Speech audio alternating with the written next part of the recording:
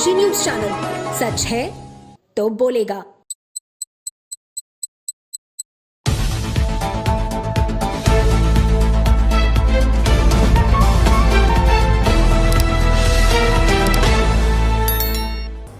उत्तर प्रदेश के जनपद भदोही के चौरी अंतर्गत ग्राम सभा अमवा खुर्द में एक हत्या का मामला सामने आया है, जहां अज्ञात बदमाशों ने 47 वर्षीय अरविंद कुमार की शनिवार रात निर्मम तरीके से हत्या कर दी। पुलिस मामले की छानबीन में जुटी हुई है।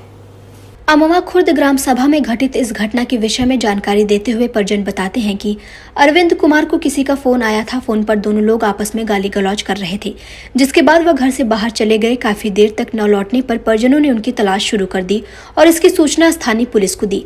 इससे पहले पुलिस कोई कार्यवाही करती रविवार सुबह उनकी लाश एक आम के बगीचे में पाई गई। घटना के बाद परिवार में मातम छाया है। पुलिस अग्रिम कार्यवाही में जुटी हुई है। ये अमवा गांव है जहाँ पे घटना हुई है। यहाँ पे एक अरविंद कुमार थे जो पेशे से अध्यापक है। कल शाम को घर से अपने बाहर निकले थे। रात में परिजनों ने ढूंढा, उधर नहीं मिले तो उसकी सूचना 112 नंबर पे दिया था। तो 112 नंबर के पुलिस आई थी, यहाँ रात में थी। आज सुबह उनकी डेड बॉडी जो है यहाँ बगल में एक पानी से भरा गड्ढा है, उस गड्ढे में मिली है। कुछ उनके चेहरे पे चोट के निशान हैं।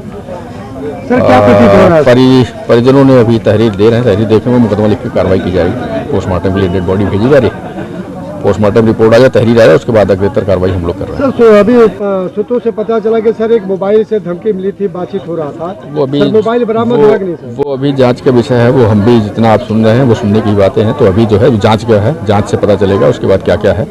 वो इन्वेस्टिगेशन में सब चीजें जानकारी होंगी। सर, घटनास्थल पर कुछ बरामद हुआ हथियार वगैरह जो हत्या के?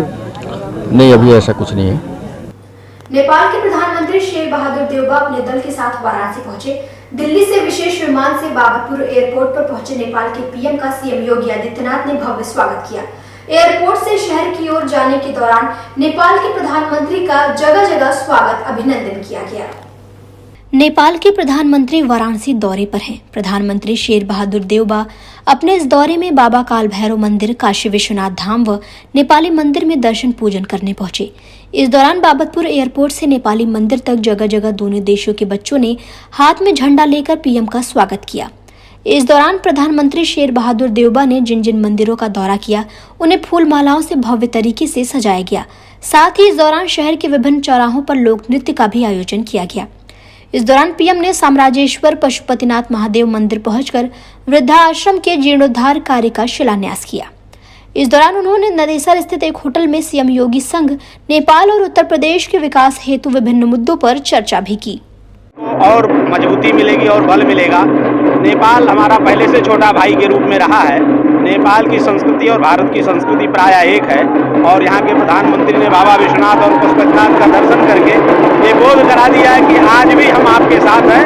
भारत और नेपाल की मित्रता अखंड है और अखंड रहेगी। देखिए, वर्तमान समय में जो आज नेपाल के प्रधानमंत्री आए हैं, ये भारत के लिए बहुत सुखद क्षण है, क्योंकि हमारे भारत और चीन के बीच में नेपाल बफर कंट्री है और नेपाल का महत्व इसलिए हमारे साथ बहुत बढ़ गया है। और इस समय चाइना के साथ हमारा जो महत्व नाजुक मोड़ पे चल रहा है हमारा संबंध, तो नेपाल के प्रधानमंत्री को अगर हम लोग अच्छे से वेलकम करेंगे तो हमारे संबंधों में बहुत प्रगाढ़ता आएगी।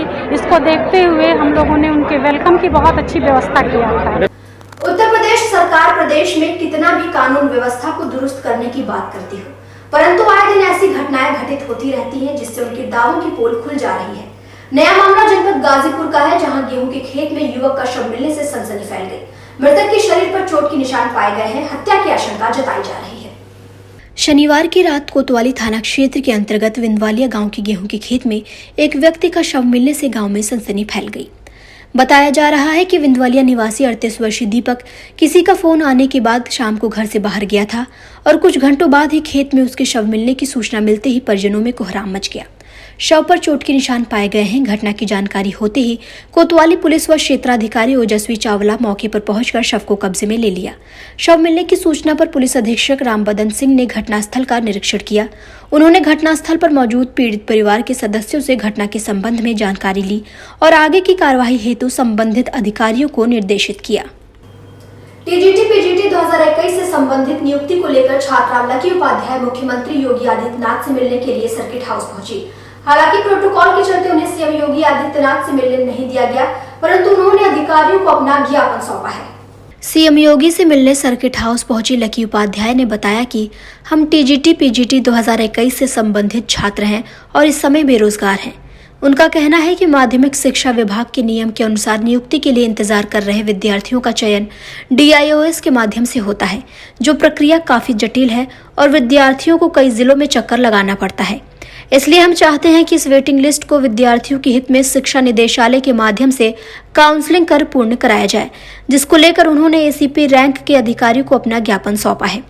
वहीं ACP रैंक के अधिकारी ने उनकी बात मुख्यमंत्री तक पहुंचाने का आश्वासन दिया है। टीजीटी पीजीटी 2021 वेटिंग से संबंधित हम लोग विद्यार्थी हैं जो वर्तमान में बेरोजगार हैं। हमारी मांग ये है कि एक 13(3) नियम है माध्यमिक शिक्षा विभाग का, जिसके हिसाब से जो वेटिंग वालों की नियुक्ति है वो DIOS के माध्यम से होती है।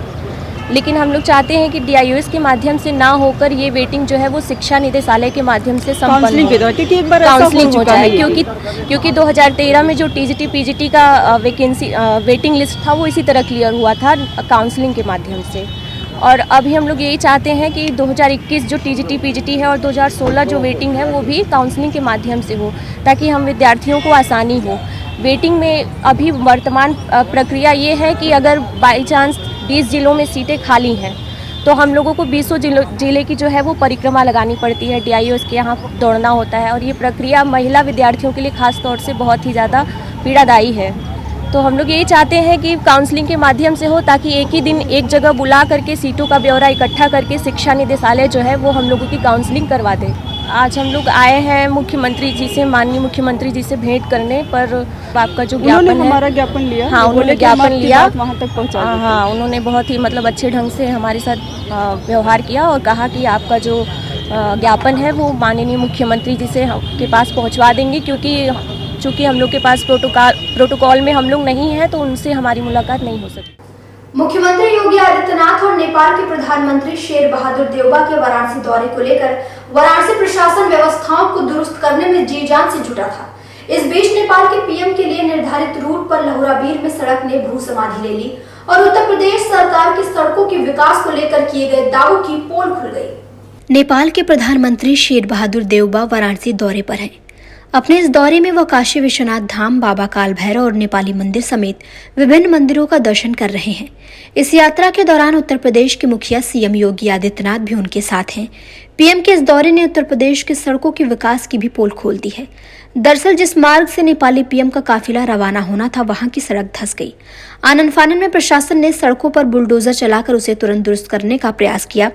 वहीं इस मामले को लेकर कैंट के भाजपा विधायक सौरभ श्रीवास्तव ने मामले की जांच कराकर दोषियों पर कार्रवाई करने की बात कही है।